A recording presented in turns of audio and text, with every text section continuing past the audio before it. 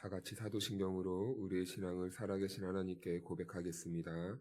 나는 전능하신 아버지 하나님, 천지의 창조주를 믿습니다.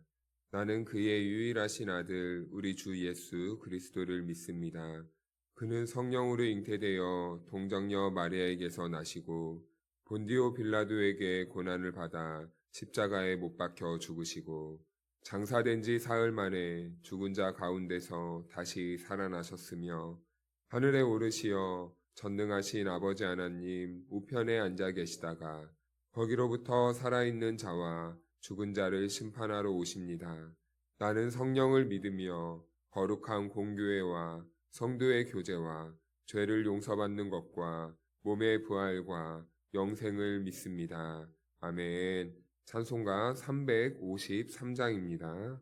십자가 군병되어서 예수를 따를 때 무서워하는 마음으로 주 모른 채 할까. 나의 주 그리스도 나를 속량했으니 나 십자가를 벗으는 저 멸류관 쓰리. 무성도 피를 흘리며 큰 싸움 하는데 나 어찌 편히 누워서 상 받기만 할까. 나의 주 그리스도 나를 속량했으니 나 십자가를 벗으는 저 멸류관 쓰리. 이 죄악 많은 세상에 수많은 원수들 날 유혹하고 외치나 내 주만 따르리. 나의 주 그리스도 나를 속량했으니 나 십자가를 벗으는 저 멸류관 쓰리. 나 멸류관을 쓰려고 몸 바쳐 싸울 때 주 내게 용기 주시사 이기게 하시네. 나의 주 그리스도 나를 속량했으니 나 십자가를 벗으는 저 멸류관 쓰리. 승리의 그날 이르러 십자가 군병들 개가를 불러 영광을 주님께 돌리리. 나의 주 그리스도 나를 속량했으니 나 십자가를 벗으는 저 멸류관 쓰리. 오늘 우리에게 주신 하나님의 말씀은 출애굽기 19장 4절에서 6절 말씀입니다. 내가 애굽 사람에게 어떻게 행하였음과 내가 어떻게 독수리 날개로 너희를 업어 내게로 인도하였음을 너희가 보았느니라.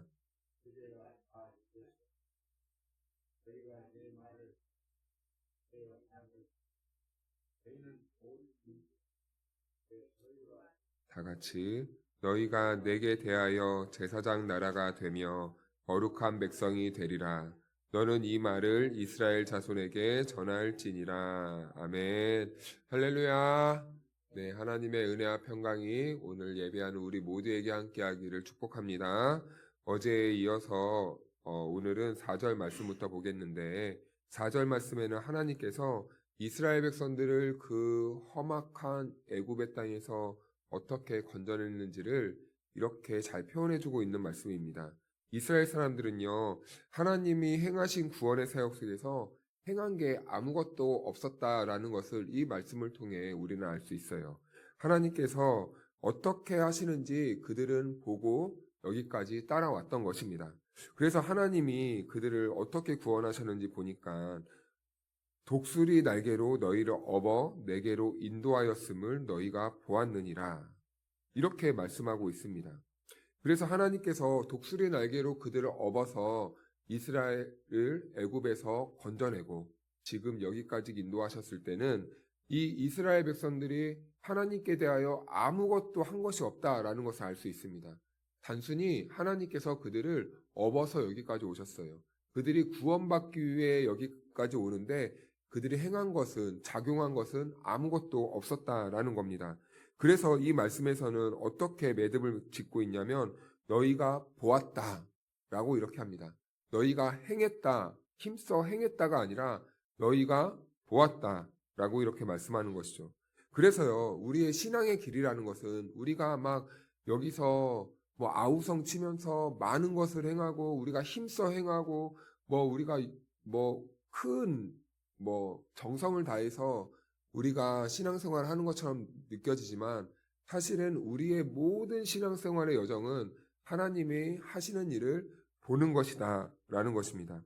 이러한 태도는요, 홍해 앞에서부터 시작되었습니다. 그리고 하나님의 그들을 인도하시는 철칙이었어요.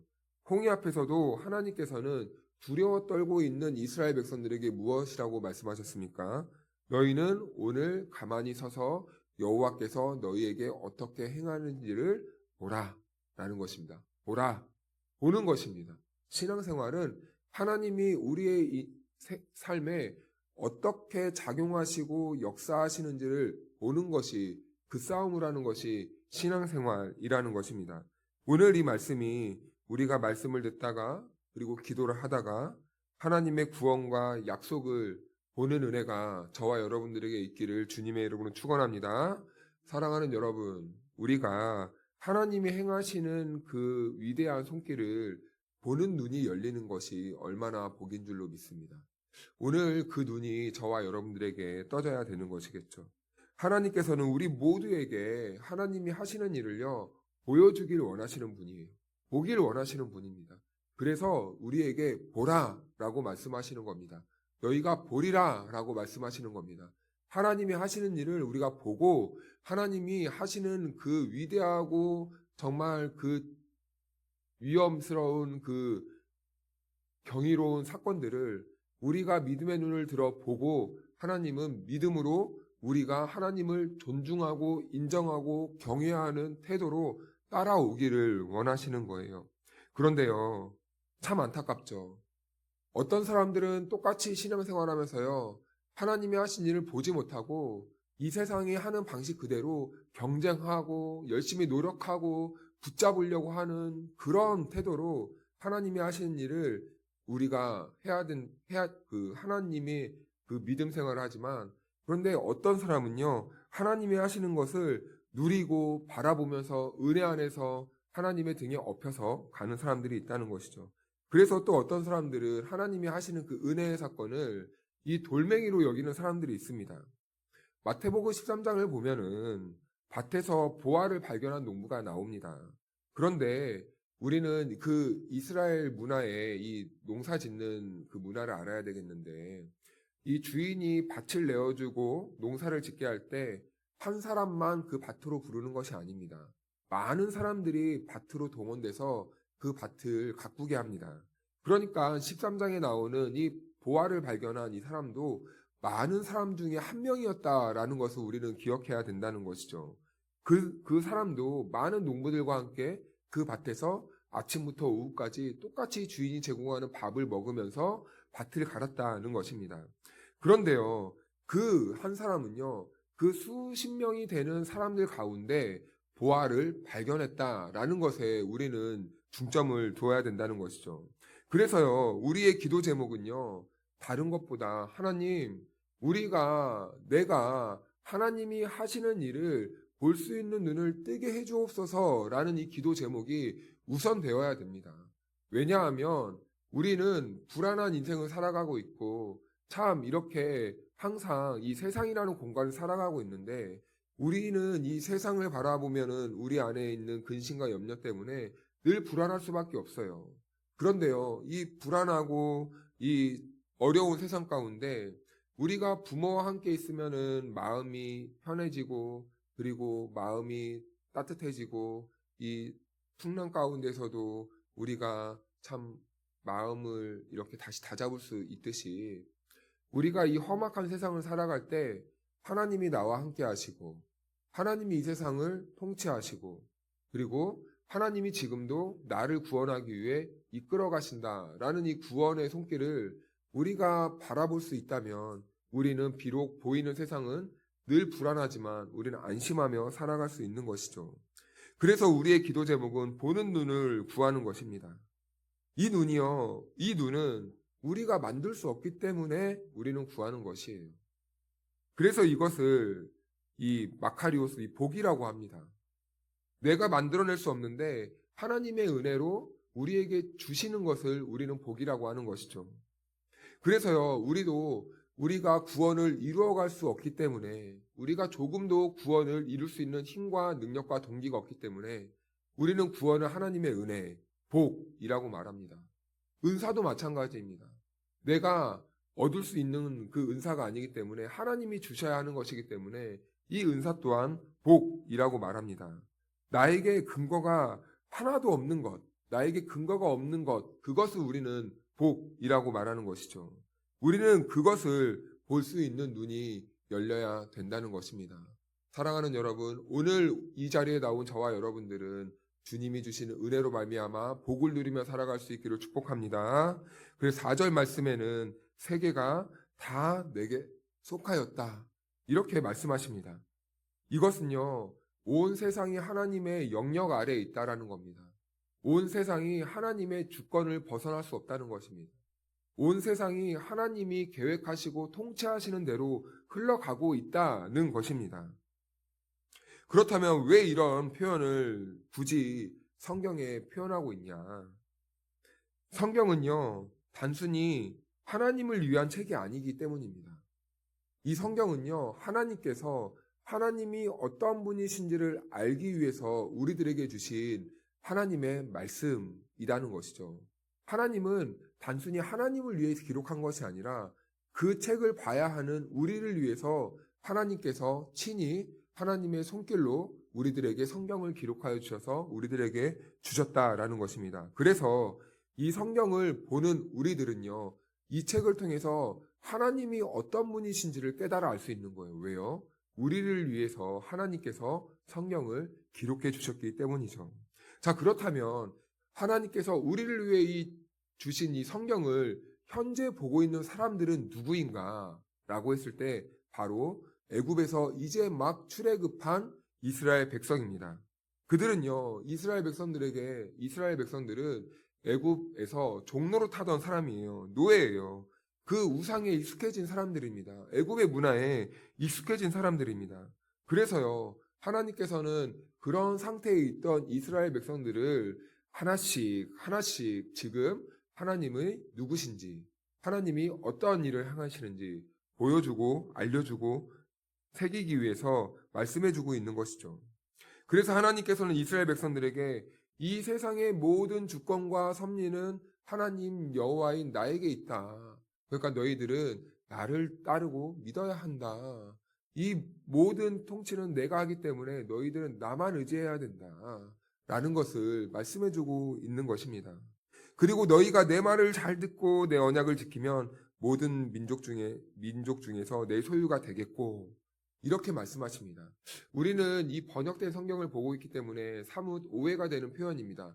이것이 우리가 구원을 받기 위한 조건이라고 생각하면 안 됩니다. 언약을 안 지키면 하나님이 나를 버리신다라고 이렇게 생각할 수 있는데, 이 말은 구원을 얻기 위해 우리가 무언가를 해야 된다는 조건절로 주신 말은 아닙니다. 이 말은 정확히 어떤 의미냐면, 이제는 너희가 내 소유가 되었고 내 백성이 되었으니 이제는 내 백성답게 내 자녀답게 너희가 내 언약을 지켜야 된다라는 겁니다.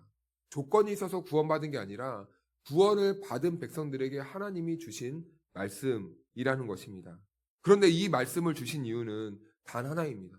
우리를 안전하게, 우리를 인간답게, 우리를 인간다움으로 가장 행복하게 살아갈 수 있도록 하나님께서 이 말씀과 명령을 주신다는 것이죠. 그래서 우리는요, 하나님의 말씀 안에 있을 때 가장 평안을 누릴 수 있고 행복을 누릴 수 있고 복을 누리게 될 수 있는 것입니다. 사랑하는 여러분, 우리가 하나님의 백성으로 하나님의 자녀로 이렇게 구원을 얻었기 때문에 이 말씀이 하나님의 말씀이라는 거구나라는 것을 깨달을 수 있어요. 자, 그렇다면 이제는 우리들에게 복이 눈앞에 있습니다. 이 말씀을 우리가 붙잡고 살아갈 때 하나님께서 우리들에게 참 평안을 주시고 행복을 주시고 기쁨을 주시고 구원을 주시고 하나님의 그 큰 은혜를 경험하며 살 수 있는 저와 여러분들이 될 줄로 믿습니다. 그런데 여기에는 더 중요한 이유가 하나 있죠. 6절 말씀에 보니까 이스라엘을 거룩한 백성, 제사장 나라다라고 이렇게 표현하고 있습니다. 거룩한 백성은요, 구분되어진 백성, 구별된 백성, 또 다른 말로는 불러내어진 이 교회라는 의미를 가지고 있습니다. 그러니까 지금 하나님께서는요, 이스라엘 공동체를 이 세상이라는 애굽에서 불러내어서 지금 무엇으로 삼은 것입니까? 거룩한 백성, 또 다른 말로는 교회 공동체로 불러내었다라는 겁니다. 바로 우리가 이스라엘 백성들, 그리고 이스라엘 백성들이 우리와 같은 상태다라는 것을 말씀해 주고 있는 것이죠. 그런데 그 앞에 교회로서 이 제사장 나라라는 표현이 있습니다. 제사장 나라는 그 의미는 이제 우리는 하나님과 세상 사이에서 다리 역할을 해야 되는 그런 사명이 부여됐다는 것을 말씀해 주고 있는 거예요. 제사장은 누구입니까? 이스라엘 백성들과 하나님과의 사이에서 그들을 중보해주고 연결시켜주는 그러한 역할을 했던 사람들이 바로 제사장들이었습니다. 그렇다면 제사장들의 이 기능은 무엇이었는가? 우리는 어떠한 모습, 역할로서 세상과 하나님 사이에 서야 하는가라는 것을 생각하게 됩니다. 제사장은요, 하나님과 백성 사이에서 제사를 집례합니다. 자, 그러면 제사를 집례하는 이 제사장은요, 어떠한 태도가, 어떠한 모습이어야 되냐면, 이 제사장은요, 누군가를 위해서요, 자기 자신을요, 드려야 됩니다. 그리고 희생해야 됩니다. 그리고 때로는 죽어져야 됩니다. 이것이 이런 일을 행할 때 제사장으로서의 그 가치가 발생되는 거예요. 그래서 성도들은요, 우리는 제사장 나라로 부름받았기 때문에 먼저 우리가 그 역할을 감당하기 위해서는 우리 안에 신앙 고백이 이루어져야 돼요. 하나님이 나를 제사장으로 부르셨다. 하나님이 나를 제사장으로 부르셨다. 이 믿음과 참 신앙 고백이 우리들에게 먼저 전제되어야 합니다. 그리고 세상과 하나님 사이에서 우리는 그때부터 제물이 되는 제사장의 역할을 감당해야 하는 것이죠. 우리는 그래서 이 세상과 하나님 사이를 연결해 주기 위해 제사장으로 부름받았으니 우리는 그 전색성을 가지고 그 세상과 하나님 사이에서 우리는 낮아지고 희생되어지고 깎여지고 녹여지고 그렇게 제사장 역할을 감당하는 것이죠. 그래서 제사장이라는 존재는요, 그 가치는요, 나를 위한 기능이 아닙니다. 이것은 철저하게 하나님과 세상 사이에서 그들을 이어주는 기능, 역할이 되어야 하는 것이죠. 저와 여러분들을 그렇게 부르셨다는 겁니다. 그래서 예수님도 이 땅에 오셔서 하나님과 이 세상 사이에서 그 대제사장이 되어서 자신을 희생하셨지 않습니까? 자신을 드리지 않았습니까? 세상을 섬기지 않았습니까? 그들을 하나님과 화해시키기 위해서 하나님의 말씀을 전하지 않으셨습니까? 그래서 이제는 우리는 예수님을 따라가는 그리스도인입니다. 그 역할을 이제는 우리가 주님 안에서 감당해야 한다는 것이죠. 사랑하는 여러분, 오늘도 주님께서는 우리들을 제사장 나라로 부르셨습니다. 이 제사장은 특별히 이 앞에 있는 목사만 해당하는 것이 아닙니다. 큰 착각입니다. 우리 모두가 다 하나님의 구원의 은혜 안에서 제사장 나라로 부름받은 우리 모두가 다 교회입니다. 그러므로 사랑하는 여러분, 오늘 이 사명을 회피하지 마시고 오늘 나를 제사장으로 부르신 그 하나님의 은혜에 반응하면서 세상과 하나님 사이에서 중보자의 역할을 잘 감당하시되 희생도 하고 또 깎여도 지고 또 내 삶을 드리고 또 때로는 죽어짐으로 이 모든 사명을 잘 감당하여서 오늘 우리의 삶을 통하여서 세상과 하나님과의 간극이 한 걸음 더 가까워지는 그런 은혜가 있기를 주님의 이름으로 축원합니다. 기도하겠습니다.